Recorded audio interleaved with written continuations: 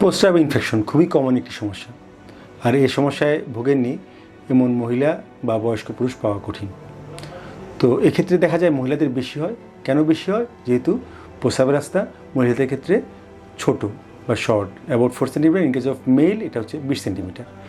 যাই হোক, তো কেন ইনফেকশন প্রস্রাবে হয় বারবার? সেটা হচ্ছে যেটা হয়, প্রধান কারণ হচ্ছে যদি মলত্যাগের সময় পায়ের উপর থেকে ব্যাকটেরিয়া প্রস্রাব রাস্তায় চলে আসে। বিশেষ করে স্যানিটারি প্যাড ব্যবহার করার সময় এটা হতে পারে। শারীরিক সম্পর্ক করার সময় পরিষ্কার পরিচ্ছন্ন মেনটেন না করলে হতে পারে, এবং কোষ্ঠকাঠিন্য থাকলে হতে পারে।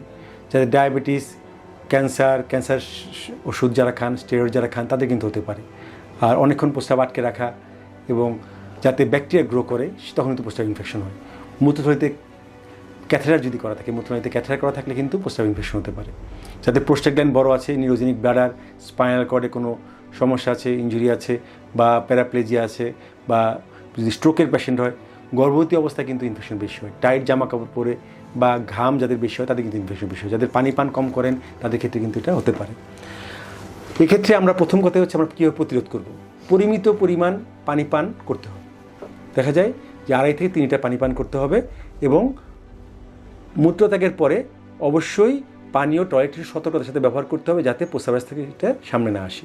মেলামেশার আগে ও পরে অবশ্যই প্রস্রাব করতে হবে, এবং পরিষ্কার পরিচ্ছন্নতা মেনটেন করতে হবে। মহিলাদের ক্ষেত্রে স্যানিটারি প্যাড ঘন ঘন পরিবর্তন করতে হবে। কোষ্ঠকাঠিন্য থাকলে দূর করতে হবে, এবং নিয়মিত গোসল করতে হবে। ঢিলেঢালা কাপড় ব্যবহার করতে হবে, এবং ভিটামিন সমৃদ্ধ খাবার, যেমন A, C, E সমৃদ্ধ খাবার খেতে হবে। আর আরেকটা ব্যাপার হচ্ছে যে কোষ্ঠকাঠিন্য থাকলে অবশ্যই দূর করতে হবে।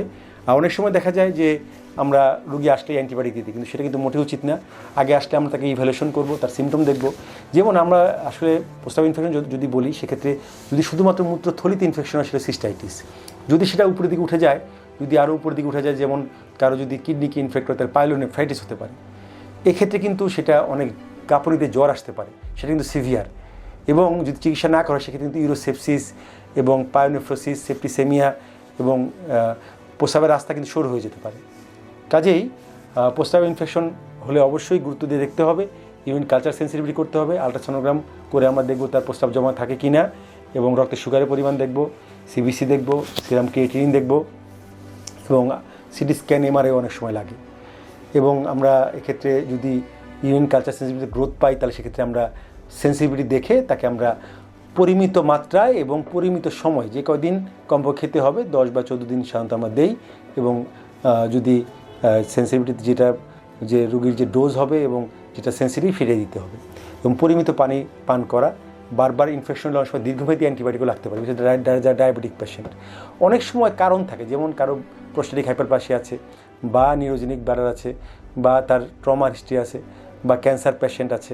তো সেক্ষেত্রে, বা মূত্রথলির টিউমার আছে, ভেসিকুলার রিফ্লাক্স আছে, সেক্ষেত্রে কিন্তু তাকে লং টার্ম একটা অ্যান্টিবায়োটিক দিতে হয়, এবং সেগুলোর চিকিৎসা করতে হবে। এই সমস্যাগুলো চিকিৎসা করলে তাহলে কিন্তু তার আর বারবার হবে না। এবং রিকারেন্ট ডিউটি অবশ্যই একটা সমস্যার ব্যাপার। আর আমরা বলবো পানি পান অবশ্যই সে 3 থেকে 3 লিটার পর্যন্ত পানি পান করবে। আর খাবারের মধ্যে ক্র্যানবেরি জুস খুব ভালো, এবং যেটা ইউটিআইকে প্রিভেন্ট করে।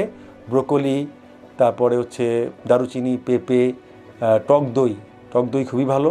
প্রোবায়োটিক সমৃদ্ধ খাবার, এগুলো খাওয়া যেতে পারে। রসুন, পেঁপে, আনারস, বেকিং সোডা, এগুলো দরকার। এবং বাইরের ফাস্টফুড পরিহার করতে হবে। এবং লং টার্ম আমরা ইউরিনারি ইনফেকশন প্রতিরোধ করার জন্য পরিষ্কার পরিচ্ছন্নতা মেনটেন করা, এবং ডাক্তারের শরণাপন্ন হওয়া, এবং এইসব সমস্যা দেখা দিলে একজন দ্রুতই ইউরোলজিস্টের শরণাপন্ন হন। তিনি আপনাকে ভালো একটা লং টার্ম প্ল্যান দিতে পারবেন।